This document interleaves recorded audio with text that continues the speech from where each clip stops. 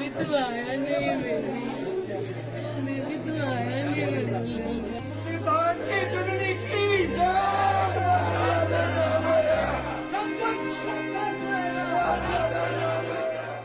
तिरंगे में लिपटा शरीर कफन में बंद था। हर तरफ चीख पुकार मची थी।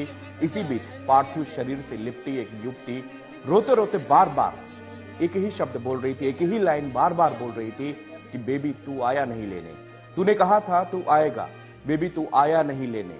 यह लाइन दिल चीर रही थी, ये अल्फाज दिल कपा रहे थे। इसे जिसने भी सुना वो अपने आंसुओं को रोक नहीं पाया। ये थी सानिया। सानिया जिनकी सगाई 23 मार्च को सिद्धार्थ यादव के साथ हुई थी। सिद्धार्थ गुजरात के जगुआर लड़ाकू विमान दुर्घटना में शहीद हो गए।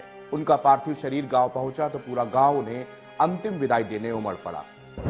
सानिया की चीखों ने हर किसी को झकझोर कर रख दिया। हरियाणा का रेवाड़ी गांव वैसे भी बलिदानों और शूरवीरों की धरती है। यहां पर आप चाहे किसी का भी दरवाजा खटखटा दीजिए, या तो आपको शहीद बेटे का परिवार मिलेगा या फिर कोई फौजी बेटा मिलेगा। एक दिन पहले रेवाड़ी के साथ पूरे देश की आंखें नम थी। फ्लाइट लेफ्टिनेंट सिद्धार्थ यादव शहीद हो गए थे। सानिया सिद्धार्थ के ताबूत से लिपटी थी, उन्हें बार बार हिला रही थी और उनके सीने पर हाथ फेर रही थी। बार बार वो यही कह रही थी कि तूने कहा था तू आएगा, तू मुझे लेने नहीं आया, बेबी तू मुझे लेने क्यों नहीं आया।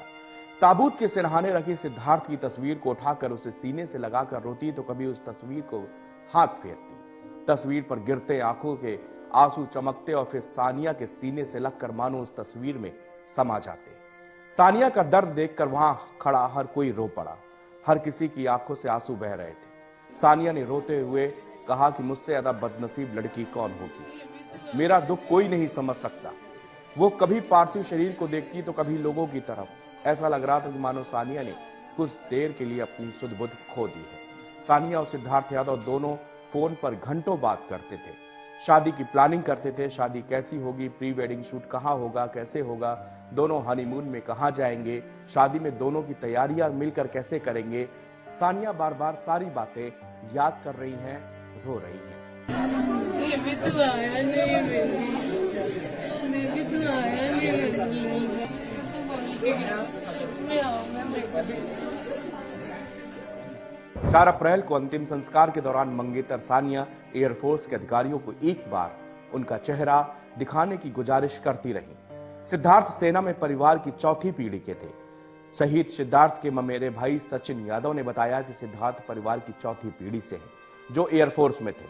इससे पहले उनके परदादा डालू राम बंगाल इंजीनियर्स में कार्यरत थे, जो ब्रिटिश शासन के अंडर आता था। सिद्धार्थ के दादा रघुवीर पैरामिलिट्री फोर्स में थे। इसके बाद उनके पिताजी भी एयरफोर्स में रहे। वर्तमान में वो LIC में कार्य कर रहे हैं। सिद्धार्थ 21 मार्च को छुट्टी पर आए थे।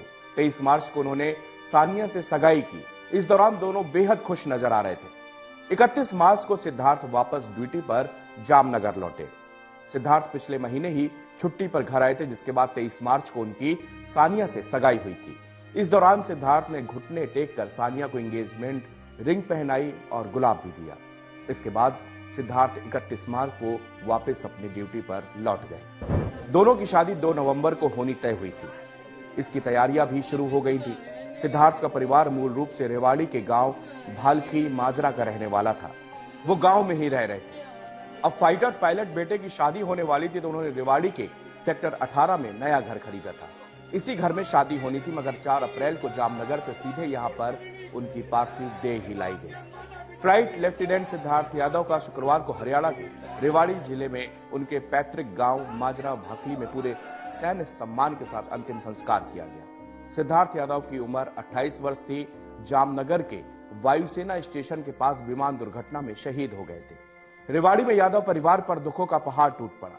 परिवार सदमे में है, वो अपने बहादुर बेटे को याद कर रहे हैं। सिद्धार्थ के पिता सुशील ने बताया कि कमान अधिकारी ने गुरुवार रात करीब 11 बजे उन्हें फोन पर बताया कि विमान दुर्घटनाग्रस्त हो गया है, एक पायलट को बचा लिया गया है और दूसरा पायलट हमारा बेटा उसमें मर गया है।